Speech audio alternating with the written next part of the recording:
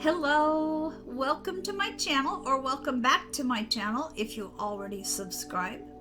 I suppose there is a third option. It could be that you haven't subscribed to the channel, but you do check in now and then, just because I'm almost guaranteed to come up with something a little different. If you haven't looked at any of my videos yet, that probably gave you a pretty good clue there, what I just said. I look at the world in a different way than most people. Spirit gives me my information in a different way than most receive theirs. I don't always grasp concepts with fancy words and really complicated things that I have to process carefully. I am better with corny analogies. And that's kind of what this video is going to be, because my challenge has been to get out the Sculpey clay, and I'm no expert, I'm not an artist with it. I have just started playing with it and have been enjoying myself, to make some food items. And then I am supposed to use the food to correlate with certain things that happen in twin flame relationships, situationships, love, hate, whatever it ends up being. There are some similarities, but of course every situation is different also. So I'm going to do my best there, but I'm going to do my best off camera from now on. I'm going to film my little non-masterpieces and just narrate. I have been given some ideas about where I am to go, but as often happens, I start talking and a little more comes in. So we'll just kind of all be curious about what's going to come through. So here we go. The relationship of some food items to the twin flame journey.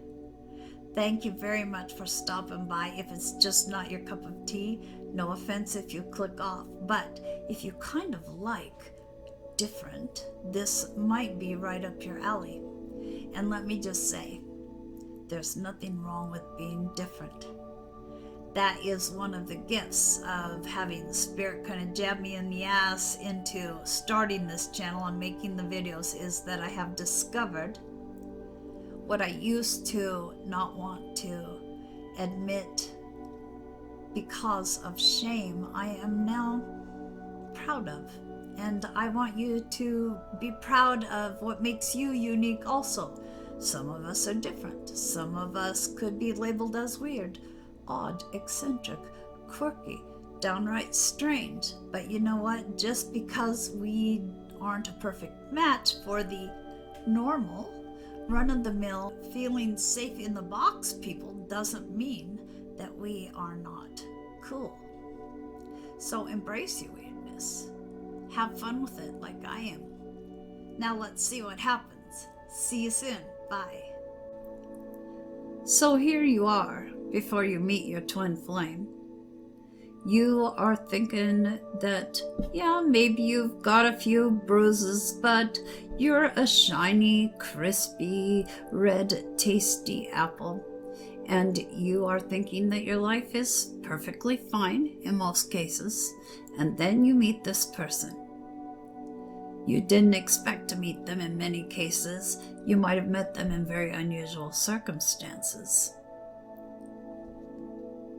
The funny thing is, this person very likely is not going to be your usual type. Could be that you've always liked other apples. There could be religious differences, age differences, culture, race. There's a whole list of things that could come up that are supposed to prod you into examining your beliefs, your prejudices, whether you are very much swayed by what other people will think if you venture out of your usual apple-desiring ways. Let's say that your twin flame is a pear. Now, you have never really found the pear shape appealing, but there's just something about this person. It could be that you have always been very much focused on the superficial things about a person's looks before you decide that you will be attracted enough to pursue them. But your new person could be an orange with some pits in the skin, maybe a little bit sour if you get some of the rind in there. And pardon my reference to the next one, but the banana. It could be that this is very much based on lust, and you can't really figure out why you would be lusting for this person, but there is just this magnetic pull that you can't resist. The twin flame journey is about not only analyzing how you have been looking at life, but also how you have been looking at yourself. Remember, you thought maybe a few bruises in your apple, but now, after having met this person, there are some things that trigger you, and you realize there's not only a few bruises, but there's a big chunk missing from you. Someone's taken a bite out of you, and you haven't healed that yet. The kinds of issues that come up are fear of rejection, fear of abandonment, and they usually go back to childhood when you were just a little apple. Now, the dynamic is usually that the divine feminine is more spiritually advanced. And so she is most likely to figure out that this is a divine partnership. And when she learns that, she will most likely be very enthusiastic about getting to know her person, which is going to scare the crap out of this person that showed up mysteriously in her life. The divine masculine may have been coming at this as more of just a casual, let's get it on kind of thing. Maybe not understanding why that was so important, but knowing that nonetheless there was a lot of chemistry here. But because the divine feminine has been triggering, unbeknownst to her, the divine masculine often will run. And I want to make it clear, it's not always the divine masculine that runs, because this is a situation of mirroring. So, divine feminine is going to have her times too when she is running. The situation flip-flops back and forth. Whether it's the divine masculine or the divine feminine that's running, the conclusion is often that this twin flame, whether they identify their person as a twin flame or not, is just too damn much work. Yes, the combination of purple and green is interesting. Yes, there are some things that are very intriguing about the twin flame. Yes, there's a lot of curiosity about what things would be like if they hop into bed together and go that route, but still, it's just too much effort. It's too much pressure to know that maybe there are some things to look into and heal. It would be so much easier to find someone that's more like what they're used to, and that's not going to do any of that to them, and that has an energy that isn't quite so intense. They start looking for someone else. There are choices. They may go with someone that is pastel. Very easygoing, doesn't make a lot of demands, is very sweet. Oh my gosh, so much easier than the twin flame. But after a while, they may decide that there isn't quite the stimulation as there is with the twin flame, and then they have to decide to break a heart, potentially. That would be one of the lessons to learn. It also could be, in the opposite, that it took no effort at all to break things off, and we discover that this is a pattern that we often turn to. We don't really care about how we might be affecting the other person. We just react. this is likely how we have learned to cope with situations and relationships in our past, that we have become hardened and we have walls up that not only don't really allow anyone in, but that also don't allow our compassion to go outward past them, because we are in protection mode all the way. Yes, these are things that we should choose to heal, but we're not always aware of this. All we are telling ourselves is that we don't want to do that twin flame shit. We need some distraction, and so we go looking. Now, the tricky part. It could be that the person that is approached appears to be vanilla. This is often a pull very similar to that exists with the twin flame, because it is a person from past lives that the soul recognizes in some ways. The person appears to be very pure, may even represent themselves as a soulmate or a twin flame, and it will just seem to flow so easily into a relationship, and then boom, the vanilla turns into licorice. This is a karmic partner, and the runner is now realizing that this is not the person that they thought they were getting involved with. There's karma from past lives that has to be worked through. There are some very harsh lessons, and maybe the biggest one is denying oneself the indulgence of staying when one realizes they're not happy. Because there is still that pull, there is still that familiarity. And let's just be honest.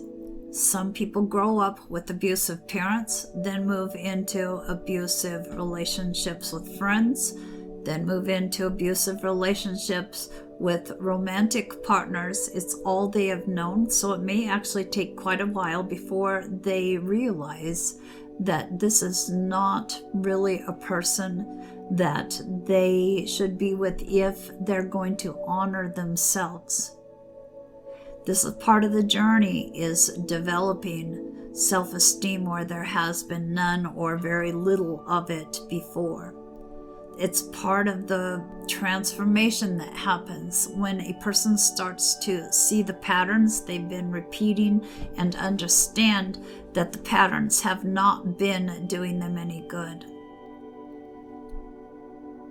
Now, in the meantime, the chaser has been left in the lurch and is thinking there's something wrong with their purple and green intriguing patterns.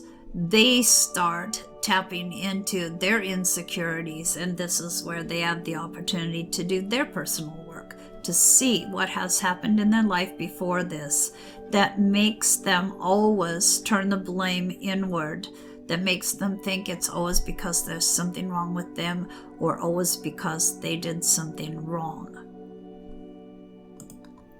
The chaser also has low self-esteem and may accept that they are just an option among many for the runner. These are the kinds of things that one does accept if they think that they don't have much value or much worth, and of course, that's been reflected back at them from their mirror soul. So this is work that they can now approach by setting some boundaries, because all of this running and abandoning and rejecting that has been going on may stir up the righteous indignation in the chaser, and they will see that they haven't been respecting themselves by chasing. They haven't been respecting themselves by allowing themselves to be considered an option. As they build their self-esteem, they will start to realize they deserve someone who only wants them. They will remove themselves from the options. Now we have one of the hardest things, letting go.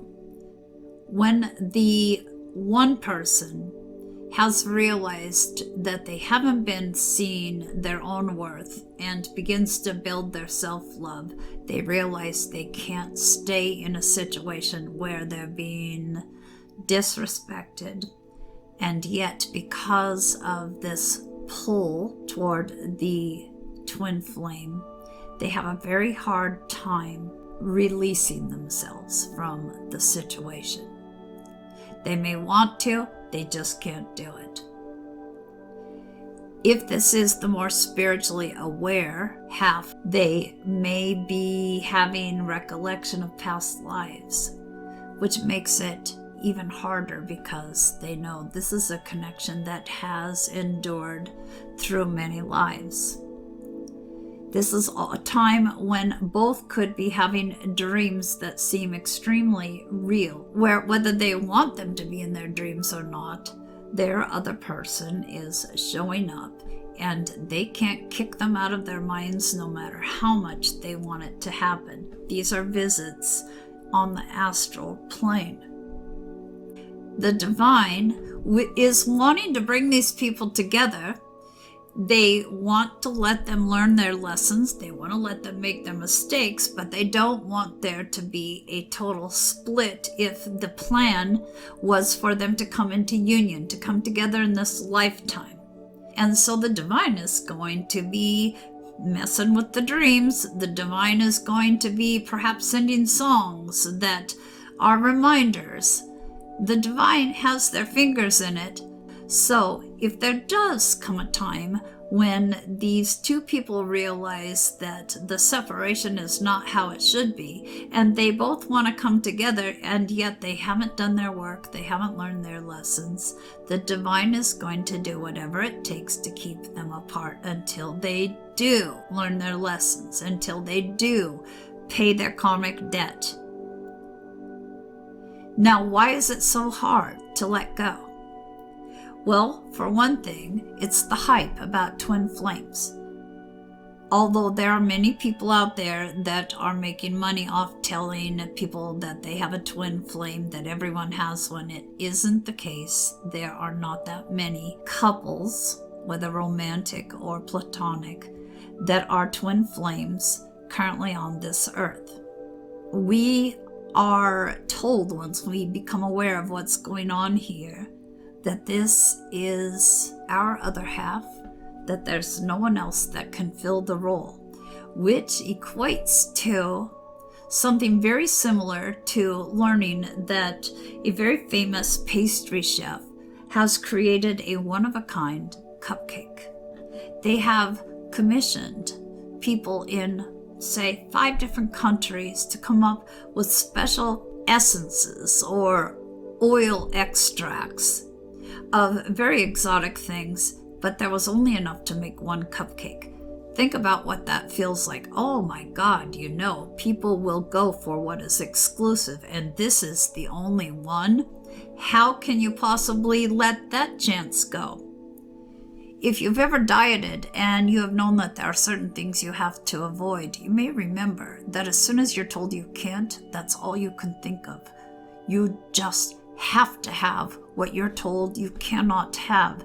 So this is like letting go of the most exclusive, prized, one-of-a-kind gift that you have ever thought you could have, even if it doesn't feel like a gift with all the heartache and the hard work, still one of a kind. So there is this reluctance to let go of something that we think could never happen again. We think that this is our one shot at true love.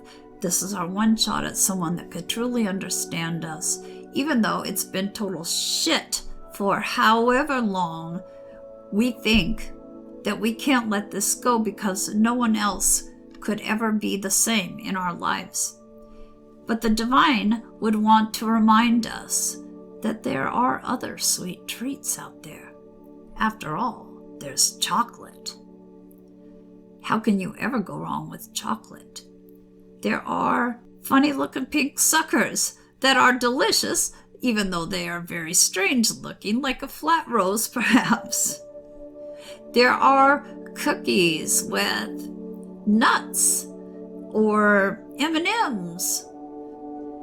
It's a very hard decision for the person to walk away from their twin flame for many reasons, but there are other soulmates out there that could offer them fulfilling lives.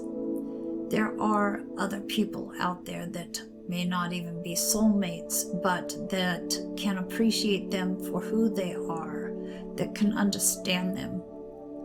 It's hard to see when one is still enmeshed so firmly in this magnetic chokehold, I guess you could say, but there are options. Now the trick here is to not ignore what's coming up to be healed, because the divine's not going to get off your back. The divine is going to probably start bringing in tower moments, taking away the things you've been holding on to so tightly.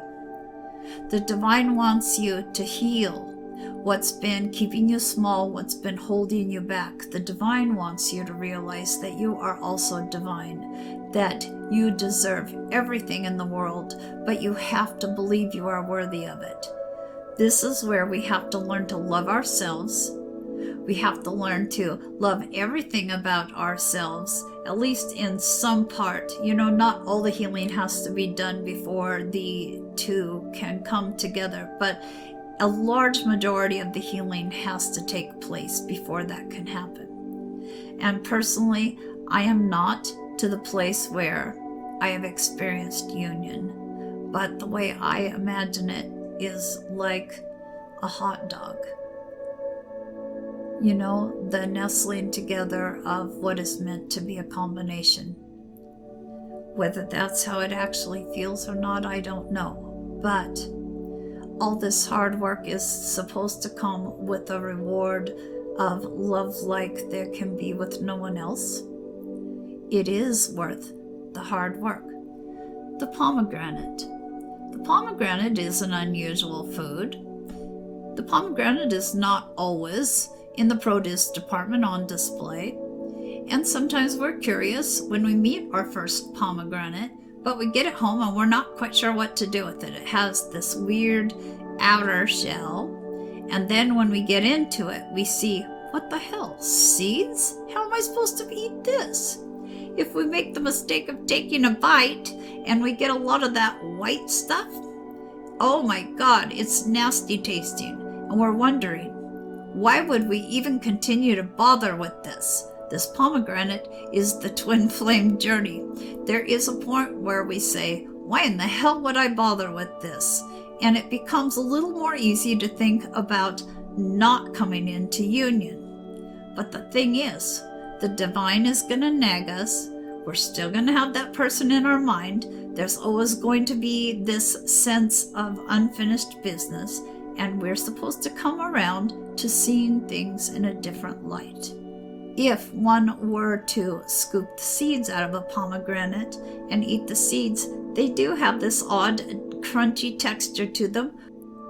And yet, if we were to look at it a different way and scoop the seeds out, put them in a blender, maybe mix them with a little bit of lemon juice and sugar. I'm not really sure how pomegranate juice is made, but one could put them into a smoothie and discover that pomegranate juice is quite delicious, and pomegranate juice was worth the trouble of the exploration. Now guys, I know this was corny. I'm not sure I did a very good job. If you have other ideas of how food could be compared to your twin flame journey, please feel free to share, because you know what? It's kind of fun to explore our imaginations. It's kind of exciting to think about how we can make the struggles we're experiencing something fun to share with others. I hope you got some laughs out of this. If you didn't and you got this far, then bless you for your patience and your indulgence. I hope that if you are on this journey, you will know that whatever decision you make, it should be honoring to you. This is about loving yourself. This is about not allowing dishonoring behavior. You can still love someone unconditionally without allowing them to mistreat you. It's tricky stuff. And I wish you luck and love. Bye.